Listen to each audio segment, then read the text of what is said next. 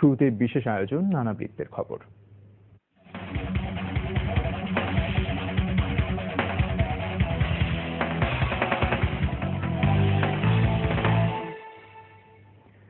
কম সময়ে বেশি লাভের মোহে গরু মোটাতাজাকরণ বাণিজ্যে ঝুঁকেছেন এক শ্রেণীর মানুষ। দেশের উত্তরাঞ্চলে এর প্রবণতা বেশি। নিষিদ্ধ এবং ঝুঁকিপূর্ণ ওষুধের মাধ্যমে মোটাতাজা করা গরুর মাংস মানবদেহের জন্য মারাত্মক ক্ষতিকর বলছেন বিশেষজ্ঞরা। আমানুল্লাহ ওয়ালসের তোলা ছবিতে সিকান্দার রেমানের বিশেষ রিপোর্ট, সাথে ছিলেন কুড়িগ্রাম প্রতিনিধি শফিকুল ইসলাম বেবু এবং নীলফামারী প্রতিনিধি নূর আলম সিদ্দিক। চিটাগুড় ইউরিয়া সার সাথে মেশানো হচ্ছে স্টেরনভেট, ডেকাটন, ভেটারক্সের মতো ঝুঁকিপূর্ণ মেডিসিন। এসব দিয়েই তৈরি হচ্ছে গরু মোটাতাজা করার বিশেষ খাবার। কখনো কখনো দেয়া হচ্ছে ডেক্সাভেট, ম্যাথাভেট, ম্যাথাফস ধরনের ইনজেকশন। কুড়িগ্রাম, নীলফামারী, লালমনিরহাট সহ উত্তরাঞ্চলের সীমান্তবর্তী এলাকাগুলোতে গরু মোটাতাজাকরণের এ কাজ চলছে খামারি পর্যায়ে। কিছু অসাধু খামারি আছে, তারা করে কি অনেক সময় অল্প সময়ের মধ্যে তারা গরু মোটা তাজা করে, সে যেমন ইন্ডিয়ান ট্যাবলেট এবং ইনজেকশন। অল্প পয়সায় অধিক লাভের আশায় কম খরচে মোটা তাজা করতে গিয়ে তারা এইসব নিষিদ্ধ ওষুধপত্র খাওয়াচ্ছে। গরু মোটা তাজা করা হচ্ছে ব্যক্তি পর্যায়েও। এ কাজে সহায়তা দেন অসাধু কিছু পল্লী চিকিৎসক। ডেক্সামেথাসন গ্রুপের কিছু ড্রাগ আছে, এই ড্রাগগুলা ইউজ করে দ্রুত গরুকে মোটা তাজা করার একটা ব্যবস্থা নিলে গরুটা যে কোনো মুহূর্তে ইউরিনটা মাংসে যায়। এ কারণে কোরবানি ঈদের আগে উত্তরাঞ্চলের পশুর ওষুধের দোকানগুলোতে বেড়ে গেছে বেচা বিক্রি। ওষুধপত্র কিনে মোটা তাজাকরণের জন্য, এবং লাভবান হওয়ার জন্য। এ প্রক্রিয়ায় মোটা তাজা করা গরুর মাংস মানবদেহের জন্য মারাত্মক ক্ষতিকর জানালেন বিশেষজ্ঞরা। যারা কিনছে বা যারা তৈরি করছে তারা দেখছে যে গরুটা মোটা তাজা হচ্ছে, আমি অধিক মুনাফা পাচ্ছি, কিন্তু আসলে তারা তো জানে না যে এটার ক্ষতিকর প্রভাবটা। এটা গরুর জন্যও যেমন ক্ষতিকর, মানুষ যদি সেই মাংস খায় সেক্ষেত্রে মানুষের জন্য এটা ক্ষতিকর, কারণ রেসিডুয়াল একটা ইফেক্ট থাকে। এই রেসিডুয়াল ইফেক্টের কারণে মানুষের যে ক্ষতিগুলো হবে সেটা হচ্ছে মানুষের কিডনি, লিভার, লাং এগুলো ক্ষতিগ্রস্ত হবে, এবং যেটা অনেক সময় সঞ্চিত ইফেক্টের কারণে মৃত্যুরও কারণ হতে পারে।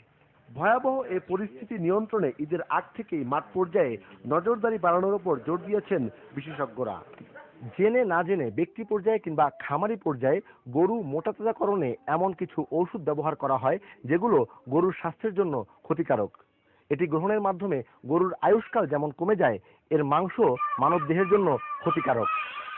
সিকান্দার রেমান, বাংলা ভিশন, বগুলাগাড়ি, জলঢাকা, নীলফামারী। কোরবানির গরু মোটাতাজা করতে নিষিদ্ধ ডাইক্লোফিন ও নানা স্টেরয়েড হরমোন মাত্রাতিরিক্ত ব্যবহার করা হচ্ছে। এতে তৈরি হয়েছে মারাত্মক স্বাস্থ্য ঝুঁকি। পুষ্টিবিদরা বলছেন, বিজ্ঞান ভিত্তিক গরু মোটাতাজাকরণের সাথে এসব স্টেরয়েড ব্যবহারের যোগসূত্র নেই। রকুনুজ্জামানের রিপোর্ট। কোরবানির ঈদকে সামনে রেখে গরু মোটাতাজাকরণে ব্যবহৃত হচ্ছে নিষিদ্ধ ডাইক্লোফেন, স্টেরয়েড হরমোন জাতীয় নানা ওষুধ। বিজ্ঞান ভিত্তিক গরুর মোটাতাজাকরণের সাথে এসব স্টেরয়েড ব্যবহারের কোনো যোগসূত্র নেই বলে জানাচ্ছেন পশুর পুষ্টি বিশেষজ্ঞরা। কোরবানির হাটে স্বল্প সময়ে আপাতত এসব গরুকে মোটাতাজা দেখালেও অসুস্থ এসব গরুর আয়ুকাল 2 থেকে 3 মাসের মধ্যে নেমে আসে। অসাধু ব্যবসায়ী যেগুলি যারা আছেন তারা স্টেরয়েডগুলি অধিক মাত্রায় ব্যবহার করে অল্প সময়ের মধ্যে গরুকে মোটাতাজা করতে ব্যবহার করানো হয়। এই স্টেরয়েডগুলি খাওয়ানোর ফলে কম সময়ের মধ্যেই গরু ফুলে ওঠে। এটা তাদের পিপাসা মারাত্মক বেড়ে যায় এবং তাদের শরীরে পানি জমতে শুরু করে। এই ফুলে যাওয়ার ফলে গরুকে অনেক মোটাতাজা বেশি দেখা যায়, এবং এইটার সমস্যা হচ্ছে ভোক্তারা যখন এই গরুটাকে নিয়ে এসে জবাইয়ের পর তাদের ডাইনিং টেবিলে সেই মাংস চলে আসে, সেটা খাওয়ার ফলে এমন অনেক স্টেরয়েড রয়েছে, গবেষণায় দেখা গেছে যে রান্নার তাপেও সেগুলি নষ্ট হয় না, ফলে সেগুলি ভোক্তার শরীরে সরাসরি চলে যায়। গর্ভবতী মা ও শিশুদের স্বাস্থ্যের জন্য মারাত্মক ঝুঁকিপূর্ণ এসব স্টেরয়েড ক্ষতিকর সব বয়সী মানুষের জন্য। গরুতে স্টেরয়েড ইউজ করলে মানুষের উচ্চ রক্তচাপ হতে পারে, দীর্ঘমেয়াদী হাড়ের ক্ষয়রোগ হতে পারে। যদি কেউ সেক্স স্টেরয়েড ইউজ করে তাহলে দেখা যাবে যে বাচ্চা বড় হচ্ছে না, ছোট বা বামনত্ব দেখা দিয়েছে। যে বয়সে বয়ঃসন্ধিকাল আসার কথা সেই বয়সে বয়ঃসন্ধিকাল আসছে না। আর যদি গ্রোথ হরমোন কেউ ব্যবহার করে তাহলে এরকম আছে যে মেয়েদের স্তনে অনেক সময় চাকা হয়, এবং চাকা থেকে শুরু করে ক্যান্সার পর্যন্ত হতে পারে।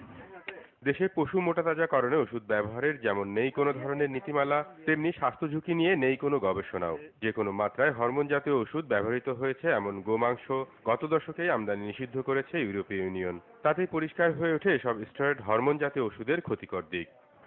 রকুনুজ্জামান, বাংলা ভিশন, ঢাকা। প্রধানমন্ত্রী শেখ হাসিনা বলেছেন, বিশ্বের শান্তি রক্ষায় জাতিসংঘের যে কোনো আহ্বানে সাড়া দেবে বাংলাদেশ।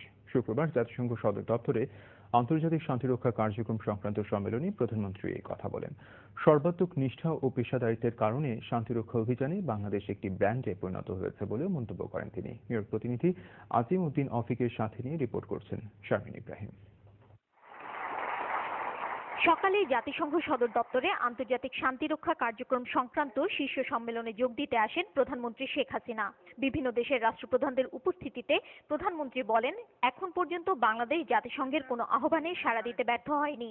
শান্তিরক্ষা কার্যক্রম প্রতিনিয়ত নতুন নতুন চ্যালেঞ্জের সম্মুখীন হচ্ছে উল্লেখ করে তিনি বলেন, জাতিসংঘের শান্তিরক্ষীদের জন্য দিন দিন কাজটি জটিল ও বিপজ্জনক হয়ে উঠছে। We used to enter into logistic and services supply partnerships for the field support, including with African Peacekeeping Rapid Response Partnership. Bangladesh has a state-of-the-art Institute for Peace Support Operations and Training, BIPSOT. We have plans to turn BIPSOT into a global center of excellence for training peacekeepers, especially women peacekeepers. শান্তিরক্ষা মিশনে অংশ নিতে যাওয়া সদস্যদের আরো উন্নত প্রশিক্ষণ দেওয়ার ওপরও জোর দেন প্রধানমন্ত্রী শেখ হাসিনা। নিজেদের অভিজ্ঞতা অন্যদের সাথে বিনিময়েও আগ্রহ প্রকাশ করেন তিনি। We pledge to provide customized training, joint exercises, and technical support to other TCCs and PCCs. We aim to sustain protection of civilians, gender and human rights issues, and language skills of our peacekeepers, essential components of our peace support training. Our proposed national peacekeeping strategy would pursue developing places and capabilities to UN peacekeeping. সম্মেলনে বিশ্ব শান্তি রক্ষায় জাতিসংঘ মহাসচিবের দৃষ্টিভঙ্গির প্রতি পূর্ণ সমর্থন জানিয়ে সহযোগিতা অব্যাহত রাখার ঘোষণা দিয়েছেন প্রধানমন্ত্রী শেখ হাসিনা। সেই সাথে জাতিসংঘ মহাসচিবের যে কোনো আহ্বানে দ্রুত সাড়া দেওয়ারও প্রতিশ্রুতি দেন তিনি। Sharmin Ibrahim, Bangla vision, new York, মার্কিন যুক্তরাষ্ট্র। দলছুটদের নিয়ে যত ষড়যন্ত্র হোক না কেন 20 দলের কোনো ক্ষতি করা যাবে না বলে মন্তব্য করেছেন বিএনপির স্থায়ী কমিটির সদস্য ব্যারিস্টার রফিকুল ইসলাম মিয়া।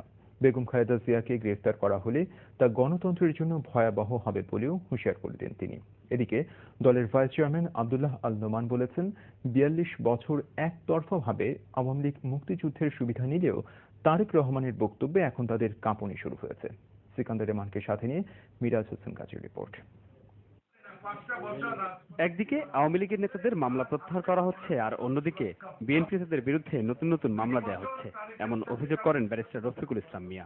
প্রয়োজনে বিএনপি চেয়ারপারসনকে আটক করা হবে। প্রধানমন্ত্রীর এমন বক্তব্যেরও তীব্র সমালোচনা করেন তিনি।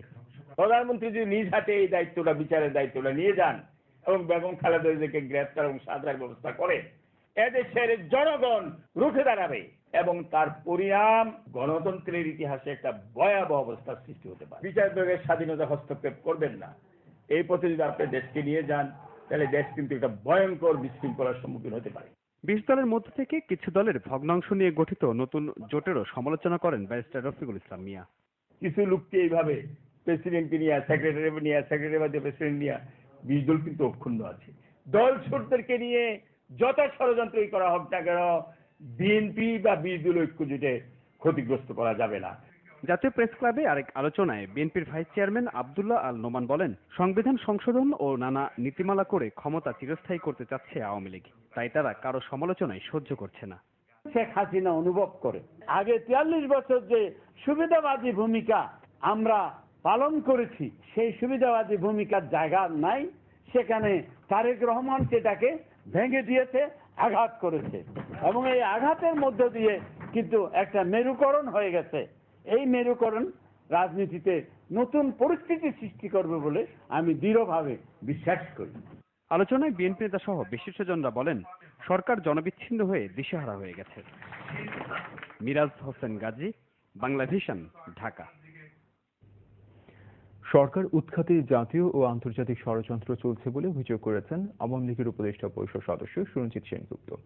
এসব ষড়যন্ত্রের পেছনে আইএসআই সহ অন্য সংস্থা জড়িত বলে মন্তব্য তার। এদিকে শুধু আওয়ামী লীগ বা সরকারের বিরুদ্ধে নয়, বিএনপি জামাত শেখ হাসিনাকে হত্যার ষড়যন্ত্র করছে বলে অভিযোগ করেছেন দলের প্রচার ও প্রকাশনা সম্পাদক ডক্টর হাসান মাহমুদ। শুক্রবার রাজধানীতে আলাদা দুটি অনুষ্ঠানে এসব মন্তব্য করেন তারা। বিস্তারিত সৈয়দ আব্দুল মুহিতের রিপোর্টে। রাজধানীতে বঙ্গবন্ধু একাডেমির আলোচনায় আওয়ামী লীগের উপদেষ্টা পরিষদ সদস্য সুরঞ্জিত সেনগুপ্ত বলেন, 5 জানুয়ারি নির্বাচন বন্ধ করতে বিএনপি জামাত ব্যর্থ হয়েছে। এখন তারা নতুন করে নেমেছে সরকার উৎখাতের ষড়যন্ত্রে। সাম্প্রদায়িক উস্কানি দিতে বিএনপি জামাত বিভিন্ন জায়গায় পূজা মণ্ডপে হামলা করছে বলেও অভিযোগ করেন সুরঞ্জিত। জামাত শিবির, বিএনপি এবং খালেদা জিয়া এই সরকারকে উৎখাত করার জন্য নতুন ষড়যন্ত্রে লিপ্ত হয়েছে। এই চক্রান্ত ষড়যন্ত্রের পেছনে আইএসআই আছে বলে আজকে খবর বেরিয়েছে। এর সঙ্গে